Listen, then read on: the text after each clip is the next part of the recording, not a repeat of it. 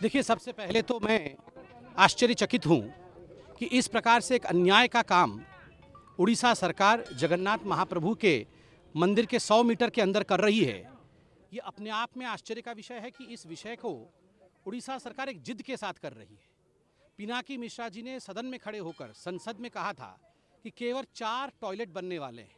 आप खुद दिखाइए, यहाँ पर ये जो गड्ढा खोदा हुआ है ये एक नहीं है, अनेकों ऐसे गड्ढे और खाई खोदे गए हैं जो 30-30, 35-35 फुट के हैं। क्या ये केवल टॉयलेट के लिए खोदे गए? ये जो सरिया यहाँ रखा हुआ है, आप देख सकते हैं उनकी मोटाई, उनकी गुलाई। ये जो यहाँ पर मशीन रखे हुए हैं, क्रेन रखे गए हैं, ये केवल क्या टॉयलेट बनाने के लिए रखे गए? नहीं, यहाँ पर अतिक्रमण हो रहा था। यहाँ पर जिस प्रकार से आइन के विरुद्ध, कानून के खिलाफ काम हो रहा था, आज रंगे हाथ पिनाकी मिश्रा पकड़े गए हैं। मैं यहाँ पुरी के श्री क्षेत्र से, यहाँ भगवान के यहाँ से मैं चैलेंज करता हूँ, चुनौती देता हूँ पिनाकी मिश्रा को। आप कई बार के सांसद हैं, आप यहाँ आएँ, कल आएँ, मैं आपके लिए इंतज़ार करूँगा। आप कल आके मेरे साथ इस विषय में डिबेट करिए। आप बताइए कि केवल 4 टॉयलेट कैसे बन रहा है। यहाँ पूरी जगन्नाथ मंदिर करोड़ों लोगों की आस्था का विषय है और इस तरीके से काम किया जाना क्या कहेंगे? देखिए, जगन्नाथ मंदिर जो हम सबके सामने भी है, नील चक्र दिखाई दे रहा है, ये केवल एक मंदिर नहीं है, यह केवल एक पत्थर की स्ट्रक्चर नहीं है, ये हम सबका आस्था का केंद्र है जहां महाप्रभु जगन्नाथ जगत के नाथ निवास करते हैं। स्वाभाविक रूप से बहुत सोच समझकर हमारे पूर्व पुरुषों ने संसद के अंदर कुछ कानून बनाए थे, जिनमें से एक आमसरा एक्ट 1958 था, जिसके अंतर्गत 100 मीटर के परिसर के अंदर किसी प्रकार का निर्माण का निषेध है।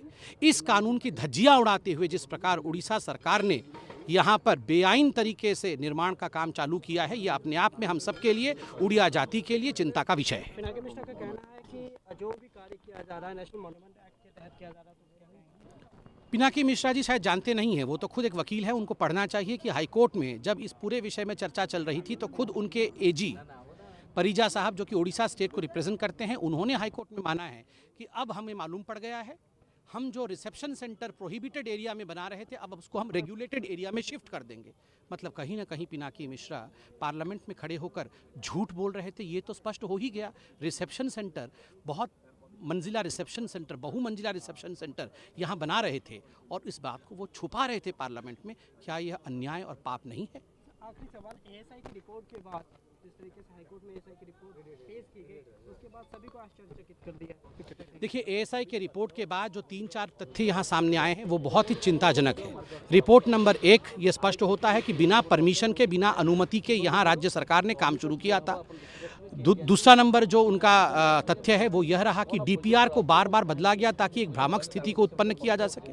और तीसरा सर्वाधिक चिंताजनक विषय यह है कि यह जो क्षेत्र जहां हम खड़े हैं, इनमें कई हजारों वर्षों, लाखों वर्षों के अवशेष दबे हुए हैं और जिस प्रकार से एएसआई की अनुमति के बिना राज्य सरकार ने यहाँ काम किया है, उसके माध्यम से, उसके कारण से क्षति पहुँची है पुरातत्व अवशेषों को, जो कि मुझे लगता है न केवल उड़ीसा के लिए अपितु पूरे भारतवर्ष के लिए एक बहुत चिंता का विषय है।